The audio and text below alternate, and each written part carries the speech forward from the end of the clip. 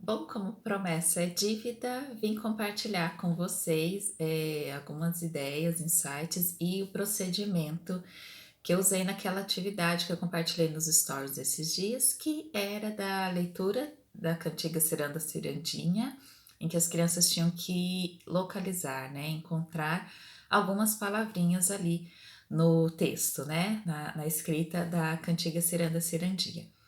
Então, primeiramente, para quê, né? Por que propor uma atividade dessa de leitura? E para quem? Então, para todo mundo, né? Todos os alunos do pré-silábico ao alfabético precisam experimentar essa leitura. Para quem fez o Profa, deve se lembrar do módulo que a gente trata, acho que é o primeiro módulo mesmo, a gente trata de algumas questões assim que é propor algumas atividades de leitura, de escrita, o que sabem as crianças, né, que ainda não sabem escrever, que ainda não sabem ler, e considerar esse contexto de conhecimento prévio das crianças para poder fazê-las avançar, refletir sobre o que elas já sabem, o que elas estão perto de aprender e, por fim, elas concretizarem um conhecimento a mais, uma próxima hipótese, né?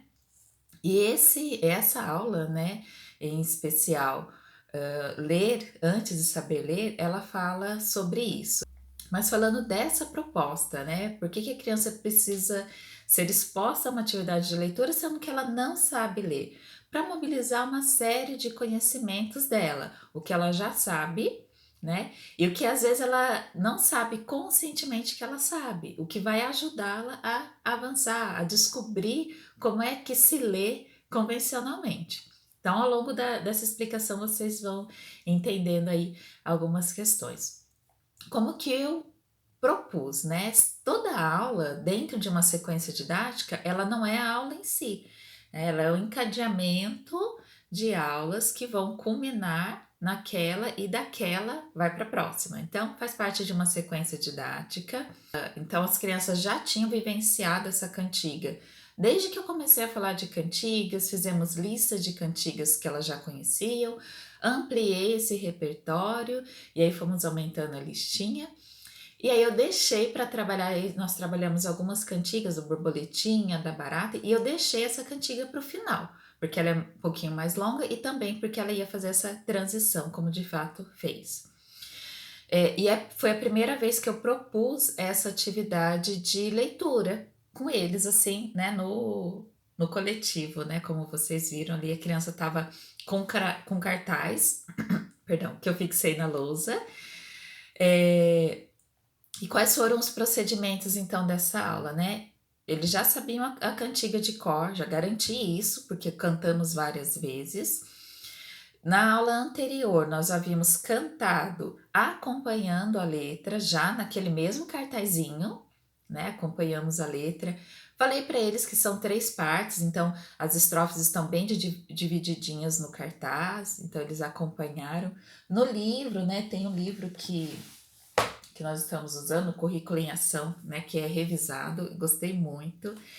Ele traz também essa cantiga, aqui ó, divididinha em estrofes, né, então usei esse texto para eles acompanharem no livro enquanto eu fazia a leitura na lousa e também usei só a leitura na lousa.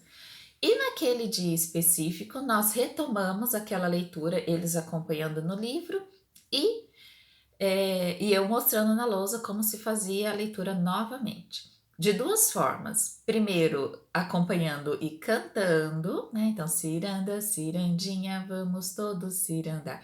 Para eles entenderem que a música que eu ouço e que eu canto está escrita ali nas palavrinhas, né? Que existe um ritmo que eu vou acompanhar. Depois eu fiz lendo, declamando, né? No caso de quem não sabia ler. Então, fizemos a leitura. Ciranda, cirandinha, vamos todos cirandar. Eu li pausadamente mesmo, para que eles entendessem essa leitura de palavras que eu preciso acompanhar, onde começa, onde termina uma palavra, né? Que tem esses espaços, nós já havíamos feito atividade para perceber o espaço, pintar espaço, mas essa da ciranda cirandinha foi mesmo essa leitura pausada. E daí depois eles fizeram acompanhando no livro enquanto eu fazia no cartaz. E por fim eu propus essa localização. Então eu falei para eles assim: olha, agora vou dar um desafio para vocês. Mas para esse desafio, primeiro eu vou explicar como é e eu vou chamar aqui na frente quem quiser vir. Depois eu vou começar a chamar as outras crianças quando vocês forem observando. Quem achar que está pronto para fazer, vem fazer. A ideia, gente, era que todos se sentissem capazes, tá? E foi muito legal porque eu vi que tinha criança ali. Eu tenho duas crianças na hipótese pré-silábica e uma da hipótese pré-silábica foi lá na frente. Precisou de um pouquinho mais de ajuda e de intervenção. A palavra foi escolhida propositalmente, mas deu super certo, foi muito legal. E eu tenho crianças que já chegaram alfabéticas para mim. Acho que 6 crianças, se eu não me engano, que já chegaram na hipótese alfabética, então já leem. E mesmo assim, né, eu coloquei palavras que estavam lá no meio, então tinha desafio também para essas. Então eu expliquei, olha, aqui na cantiga tem muitas palavrinhas. Eu vou fazer o desafio que é o seguinte: vou chamar, a criança vai vir aqui, vai ter que achar a palavra que eu falar. E aí eu dei um exemplo. Por exemplo, a palavra anel. Palavra anel, onde será que tá? Eu vou ler para eu poder achar onde está a palavra anel. Então, ciranda, cirandinha, vamos todos cirandar.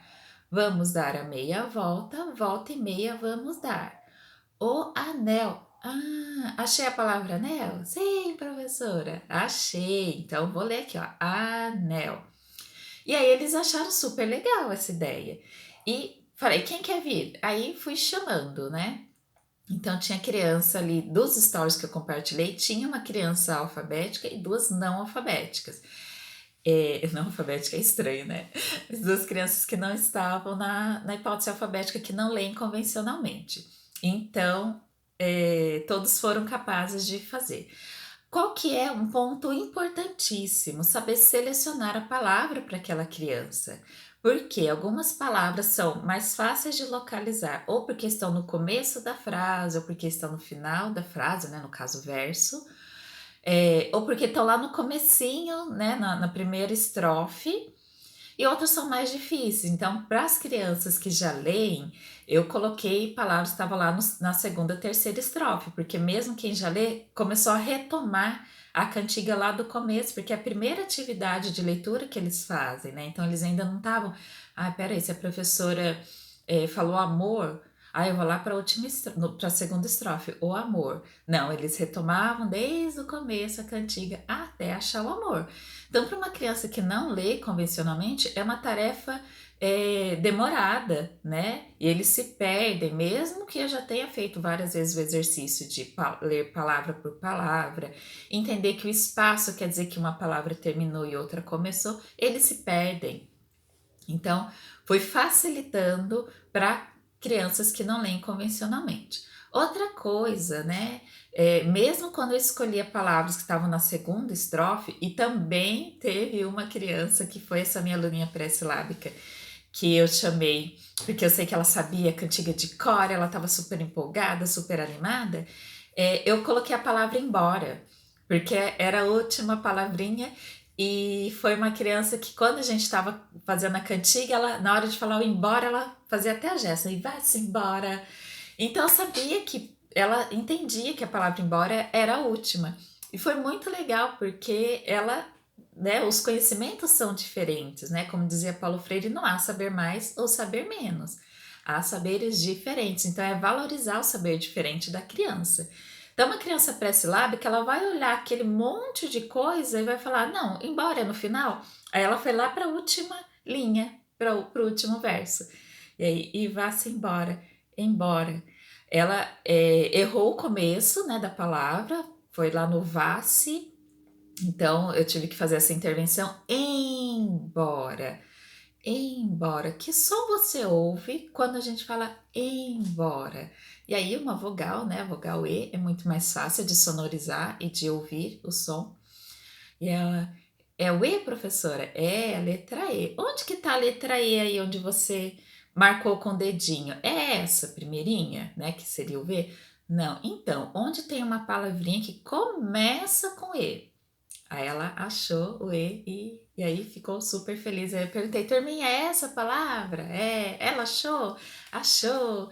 E aí todo mundo ficou super feliz e ela voltou ali satisfeita porque no entendimento dela, ela sabe. E é isso que a gente precisa primeiro garantir que a criança tenha, esse conhecimento, esse autoconhecimento de isso eu sei, para depois eu desestabilizar. O que a gente erra muitas vezes é já querer ir desestabilizando a criança, tadinha.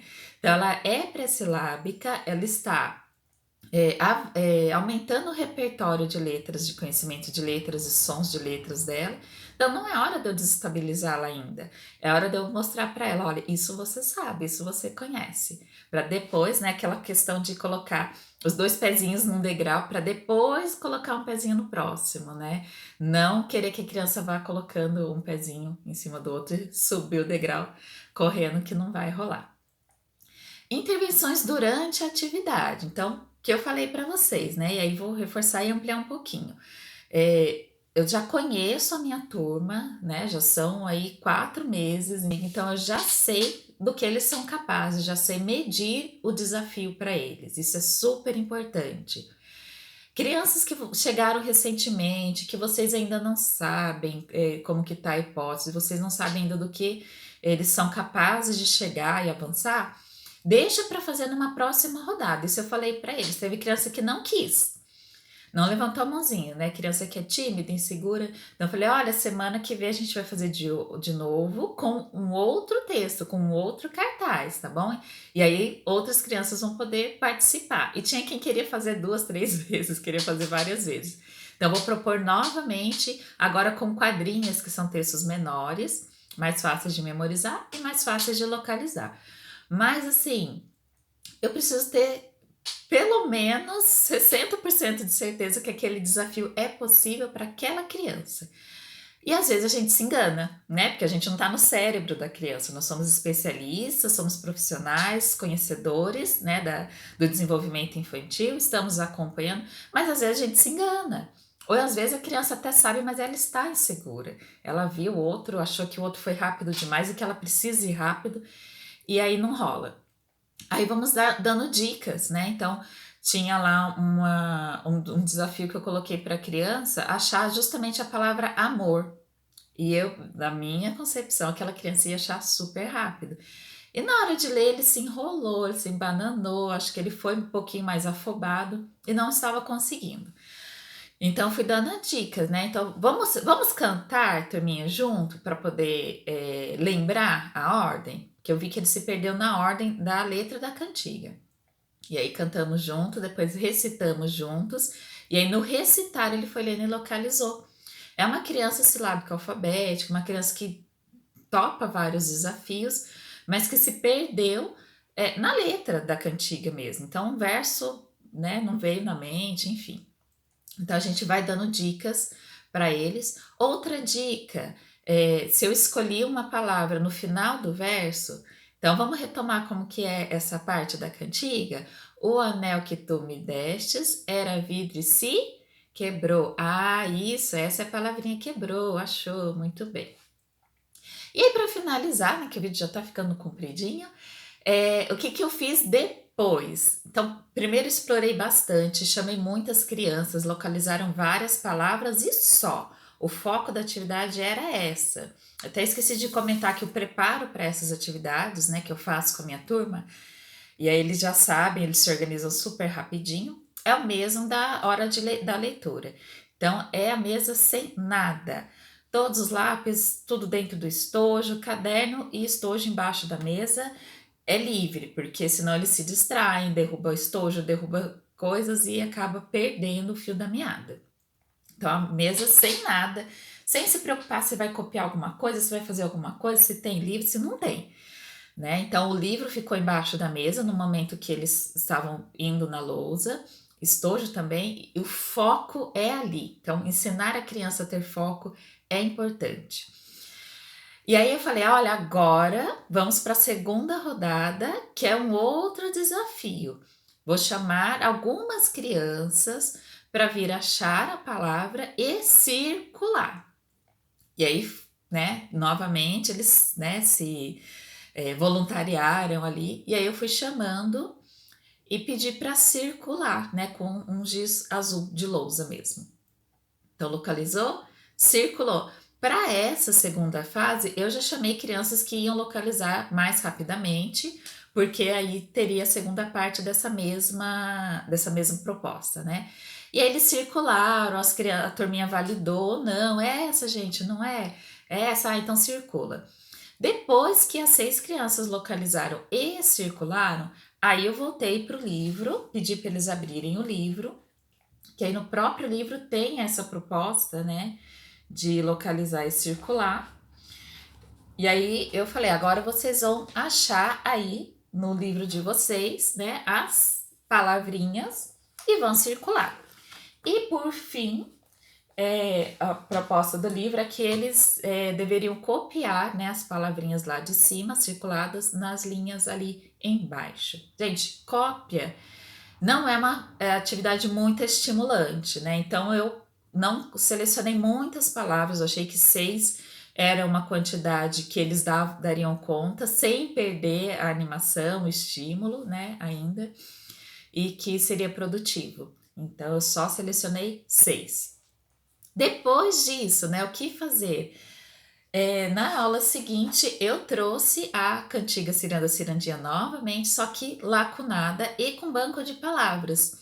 Não o mesmo banco daquelas palavras, mas eu já sabia que as crianças eram capazes de fazer a leitura, de localizar, ver qual palavra está faltando e achar ali no quadrinho, no banco de palavras, para poder circular ali no banco e copiar ali em cima, tá? Então, mais uma atividade de leitura para eles, para poder sistematizar, concretizar um pouquinho mais esse conhecimento, tá bom? Então, era isso. Queria dizer que essa atividade foi muito produtiva, é uma atividade que sempre é, mas eu fiquei muito feliz porque nós estamos enfrentando tempos atípicos nesse pós-aulas remotas, em que as crianças estão com defasagem de conteúdo, defasagem de habilidade, defasagem de entender o que é ser aluno, o que é ser estudante. Então, a gente precisa colocar vários procedimentos no meio do caminho, vários conteúdos procedimentais e atitudinais para que o conceitual consiga aparecer. Então, essa foi uma atividade que eu consegui conduzir super bem, né? Foi muito bem sucedida, apesar das defasagens. Por isso, eu quis compartilhar com vocês, trazer essa dica. Se você gostou, dá uma curtidinha aqui, comenta se você já conhecia, se você já faz. Beijo para vocês, espero que tenha sido produtivo e até o próximo vídeo. Tchau!